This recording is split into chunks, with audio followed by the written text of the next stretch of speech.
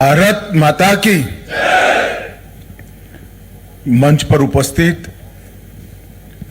मेरे साथी मंत्री और बिहार के वरिष्ठ नेता श्रीमान नित्यानंद राय जी, बिहार शासन के उप मुख्यमंत्री श्रीमान सम्राट चौधरी जी,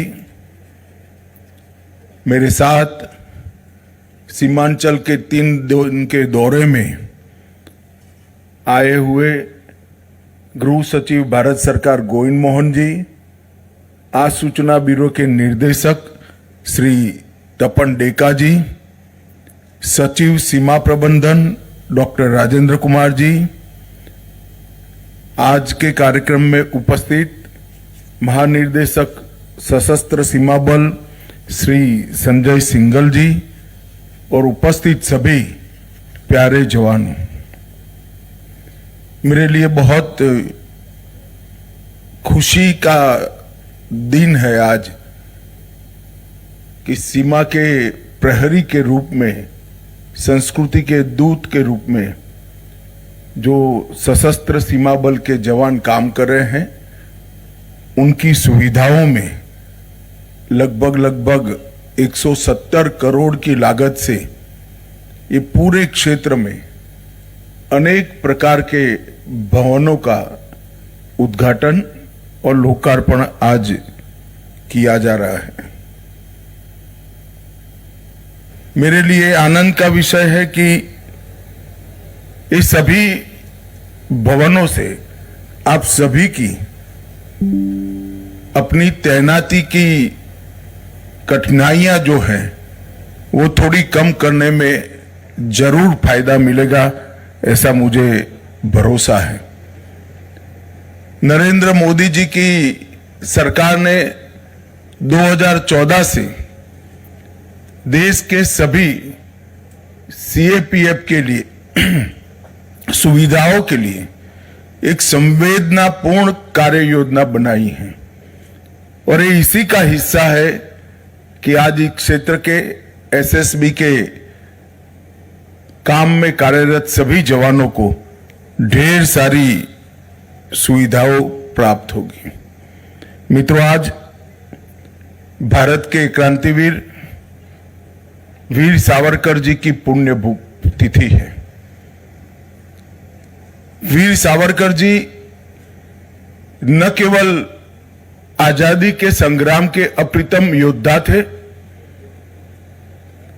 एक निडर देशभक्त जिनकी कलम में भी बहुत बड़ी ताकत थी, गद्य और पद्य दोनों प्रकार के साहित्यों से जिन्होंने पूरे देश में देशभक्ति का ज्वार जगाया और मूल तत्वों को विचार करने वाले वो नेता थे। हम सब लोग, देश के सभी लोग, सावरकर जी के पहले 1857 में जो सशस्त्र क्रांति हुई थी उसको 1857 के विप्लव के नाम से जानते थे। वीर सावरकर ने ही दृष्टिकोण बदला और उसको देखने का नजरिया बदल गया कि 1857 में विप्लव नहीं हुआ था हमारे देश के लिए, तो वो स्वातंत्र संग्राम था। ये दृष्टिकोण से ही पूरे देश का गुलामी को तोड़कर फेंक देने का जज्बा उभर कर आया था। उनकी आजादी की इच्छा इतनी तीव्र थी, देशभक्ति इतनी सर्वोच्च सीमाओं पर थी कि दरिया के अंदर भी छलांग लगाकर देश को आजाद करने का उन्होंने प्रयास किया।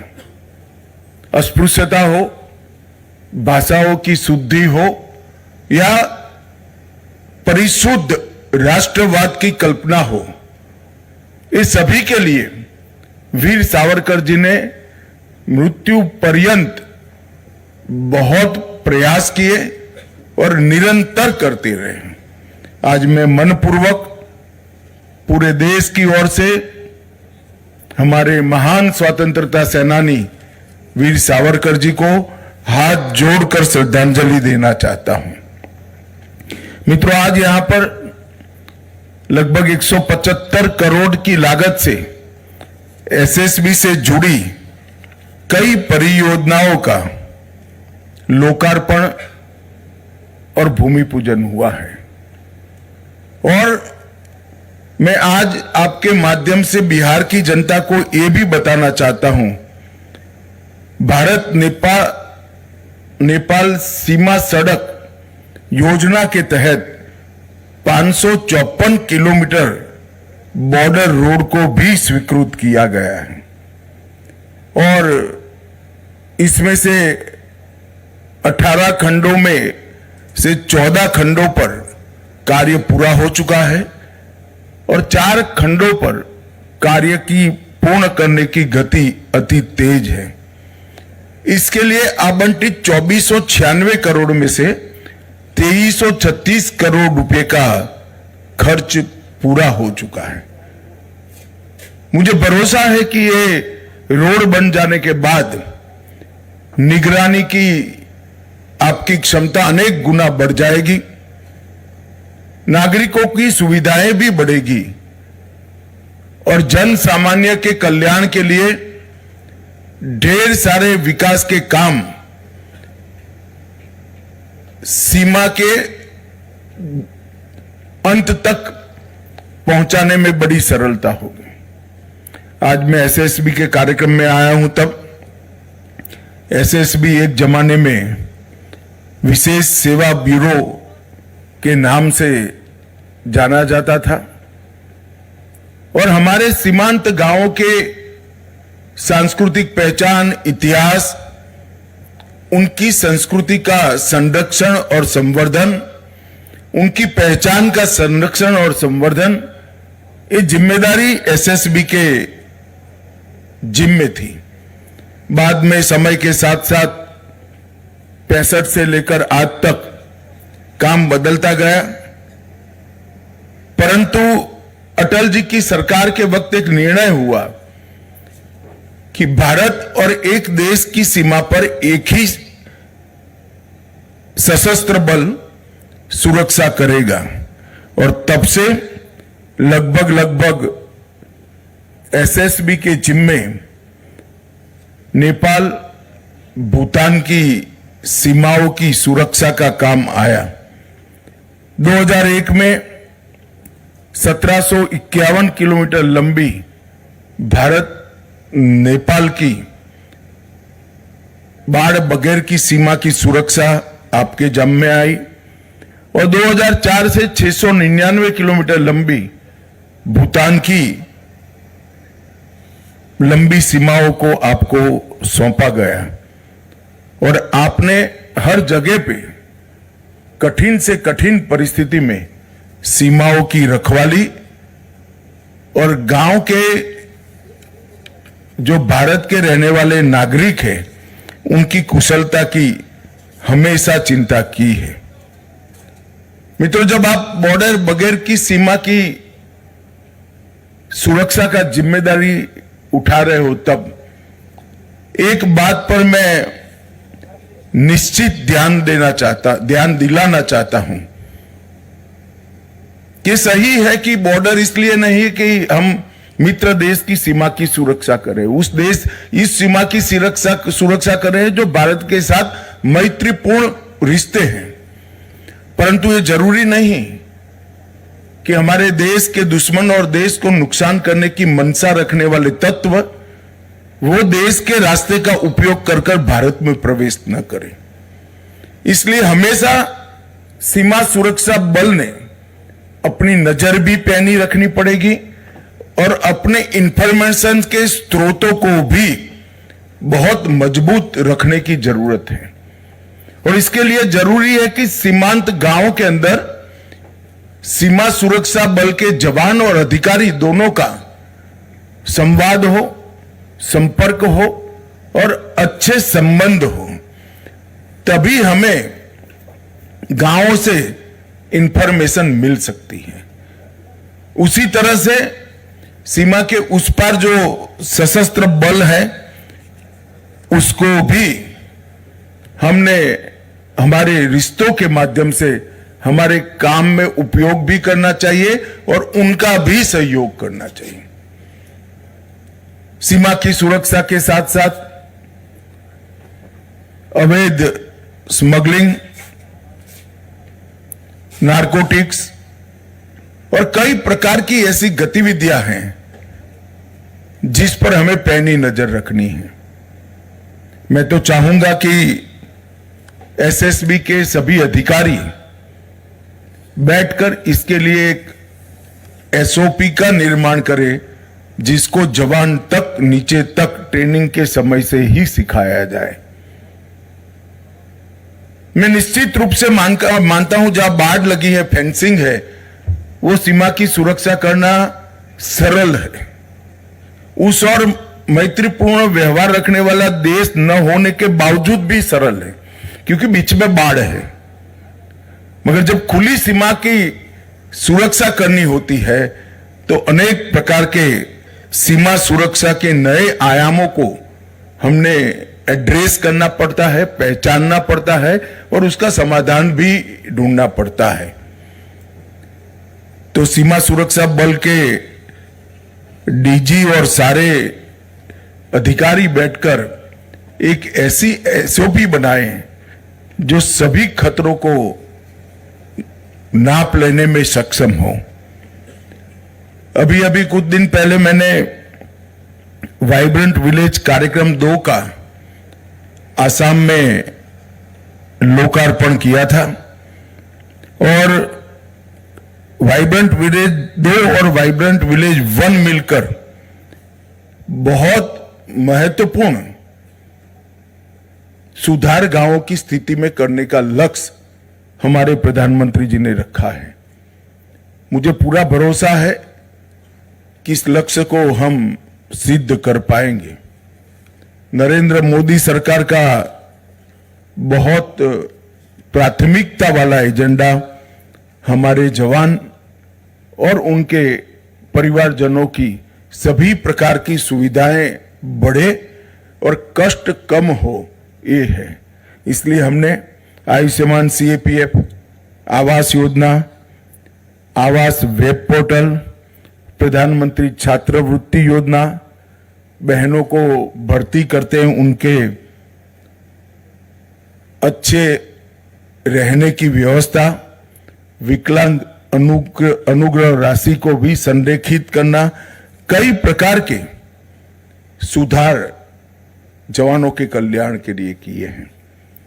मैं आज बिहार के सीमांचल के क्षेत्र में आया हूं, तब मैं बिहार की जनता को भी कहना चाहता हूं कि हमने चुनाव में बिहार की जनता को वादा किया था कि हम बिहार को घुसपैठियों से मुक्त करेंगे। घुसपैठियों से मुक्ति से मतलब सिर्फ मतदाता सूची से नाम हटाना नहीं, हम कृतनिश्चयी है कि एक एक घुसपैठिए को भारत की भूमि से चुन चुन कर भारत के बाहर भेजने का कार्यक्रम करेंगे।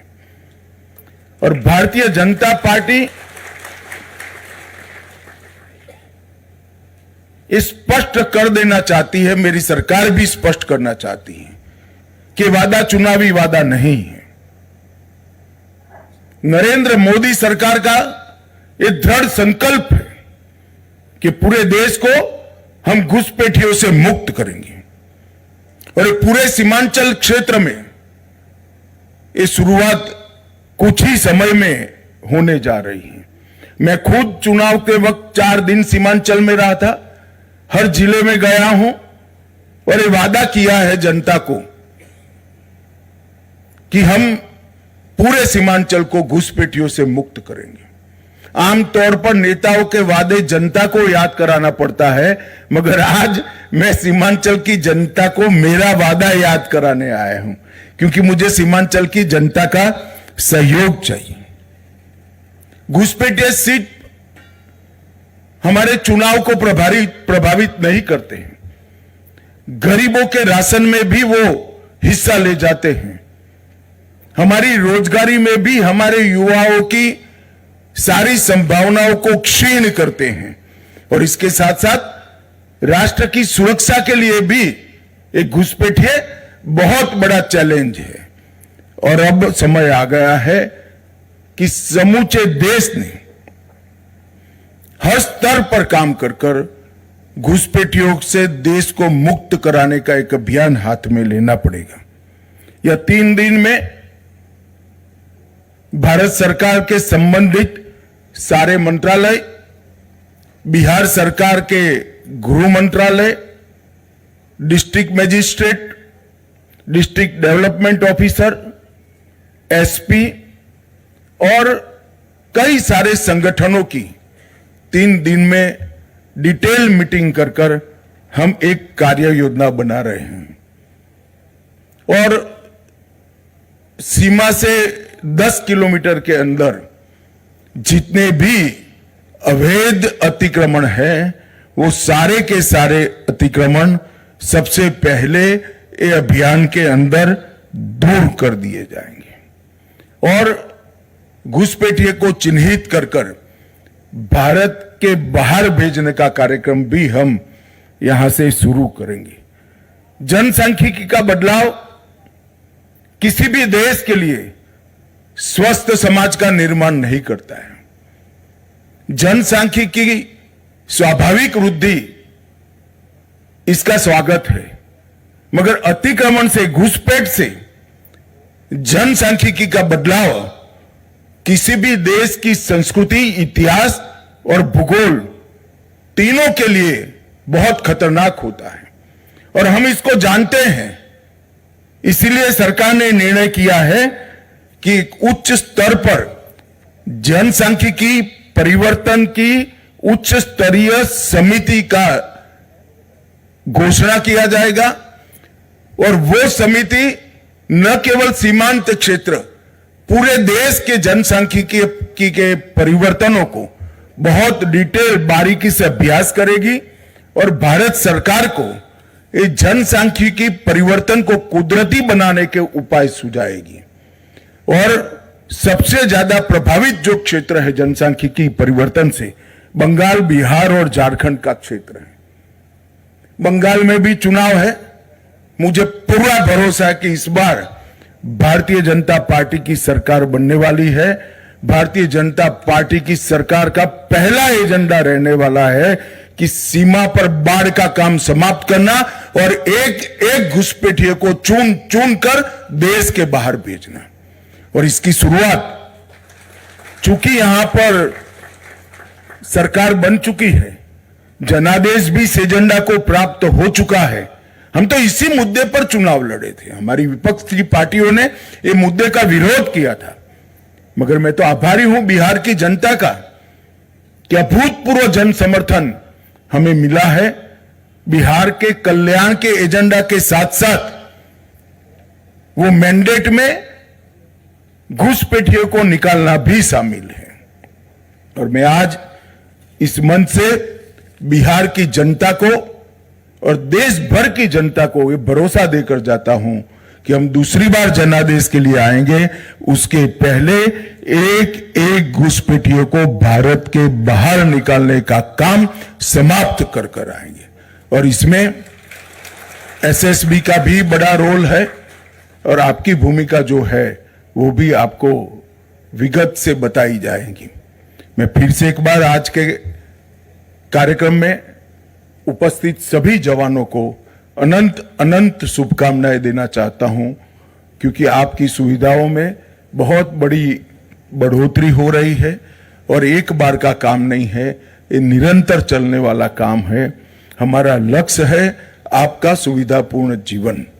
जब आप अपने युवानी के स्वर्णिम वर्ष सीमा पर बिता रहे हैं तो आपका और आपके परिवार का पूरा अधिकार है कि सभी सुविधाओं पर से युक्त आपका और आपके परिवार का जीवन हो।